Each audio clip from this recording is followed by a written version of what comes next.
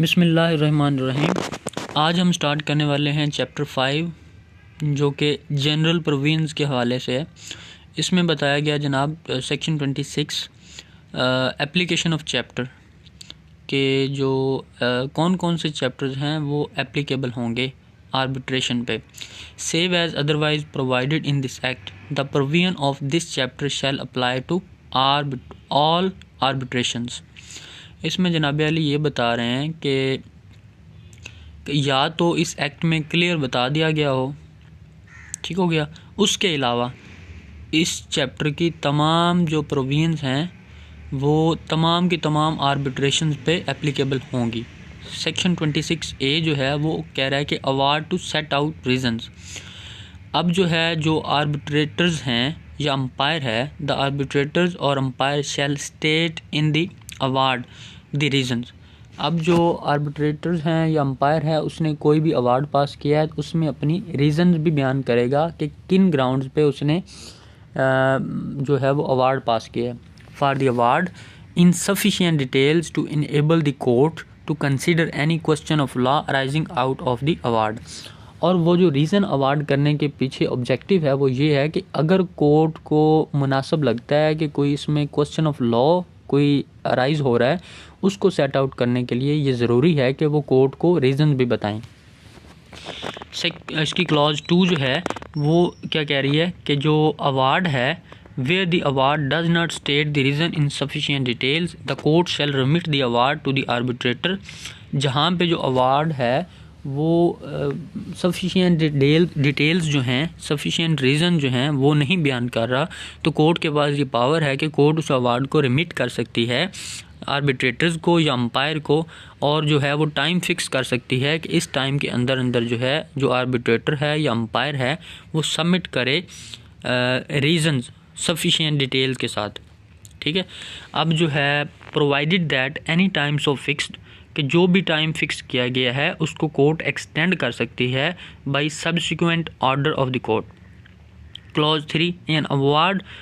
Remitted under subsection 2 shall become void on the failure of the arbitrator और umpire to submit in accordance with the direction of the court. अब जो award है जो कि remit किया गया है सबसेक्शन 2 में वो वाइड हो जाएगा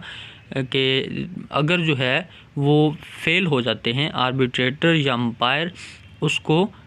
एक तो सफिशिएंट टाइम के अंदर अंदर उसको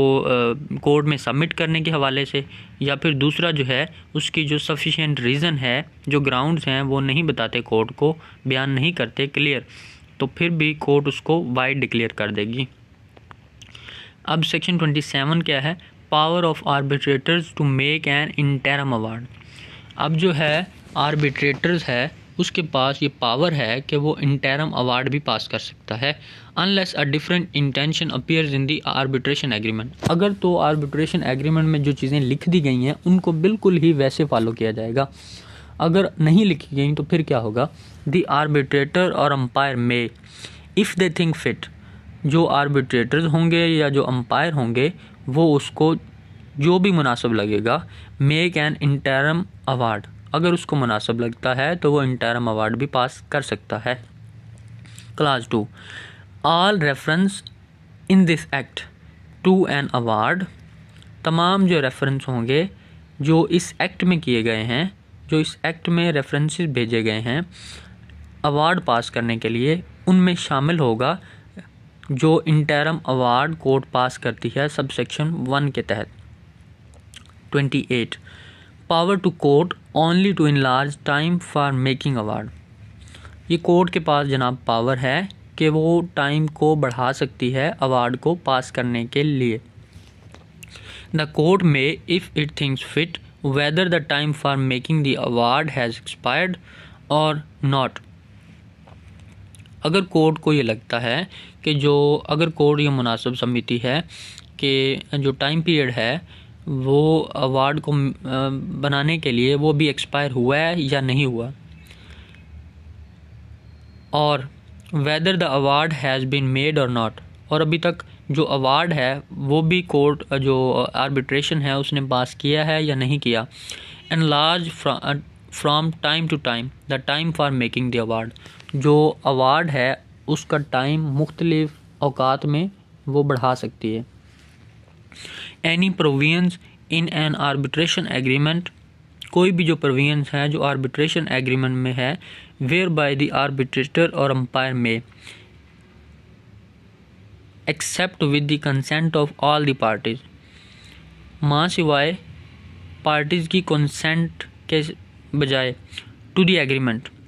enlarge the time for making the award shall be wide and of no effect any provisions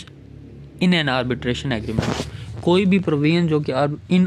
arbitration agreement में लिख दी गई है जहाँ पे क्या है कि आर्बिट्रेटर या जो अंपायर है वो कर सकते हैं, टाइम को एनलार्ज कर सकते हैं या फिर टाइम को एनलार्ज करते हैं पार्टीज़ की कंसेंट के बगैर, तो फिर जो होगा वो जो टाइम पीरियड होगा या जो अवार्ड पास हुआ है वो क्या होगा, वो वाइड होएगा और उसका कोई इफ़ेक्ट नहीं होगा। Section 29 interest on award, where and in so far as an award is for the payment of money, अगर कोई जो अवार्ड है वो मनी सूट में पास हुआ है तो फिर क्या होगा, फिर उस पर जो है इंटरेस्ट भी कोर्ट जो है या जो आर्बिट्रेशन है वो पास करेगी। Where and in so far as an award is है फॉर पेमेंट ऑफ मनी, अगर पेमेंट ऑफ मनी के हवाले से कोई अवार्ड पास हुआ है, द कोर्ट में in the decree order interest, अब जो कोर्ट ने डिक्री पास करनी है उसमें जो इंटरेस्ट है उसका ऑर्डर पास करेगी from the date of decree की उस डेट से, उस तारीख से, एट सच रेट्स, और वो रेट्स भी तय करेगी उन रेट्स पे as the court deems reasonable, जो कोर्ट को मुनासिब लगते हैं, to be paid on the principal sum, जो प्रिंसिपल सम कोर्ट में या जो प्रिंसिपल सम है उस पे किया जाए, एज एडजस्ड बाय द अवार्ड, जो के अवार्ड जिस पे डिसाइड हुआ है, and confirm by the decree, और उसी अवार्ड को फॉलो करते हुए डिक्री पास हुई है। Ground for setting aside award, अब जो है अवार्ड पास हो गया, अवार्ड को हम चाह रहे हैं कि सेट असाइड हो, अवार्ड ख़त्म हो, तो कौन कौन से ग्राउंड्स हम लेंगे अवार्ड को सेट असाइड करवाने के हवाले से। An award shall not be set aside, general rule तो ये है कि एक अवार्ड जो है वो सेट असाइड नहीं होगा, लेकिन उसकी एक्सेप्शन है, accept on one or more of the following grounds, namely, अगर ये वाले ग्राउंड्स आ जाएं तो फिर अवार्ड जो है वो सेट असाइड हो सकता है। दैट एन आर्बिट्रेटर और अंपायर हैज़ मिसकंडक्टेड, इसमें यह बताया गया कि कोई भी जो आर्बिट्रेटर है या जो अंपायर है, जैसे कि हमने पीछे पढ़ा था, वो कोई मिसकंडक्ट करता है या जो है वो ऐसा कोई आर्डर इशू करता है जो सुपरसीड कर रहा हो कोर्ट की प्रोसीडिंग्स को, कोर्ट को, इसकी क्लॉज 2 में जो अगर हम देखें तो, that an award has been made after the issue of an order by the court superseding the arbitration, or after arbitration proceedings have become invalid, तो भी जो है ये भी ग्राउंड लिया जा सकता है किसी भी अवार्ड को सेट असाइड करवाने के हवाले से। जो तीसरे नंबर पे है, that an award has been improperly procured,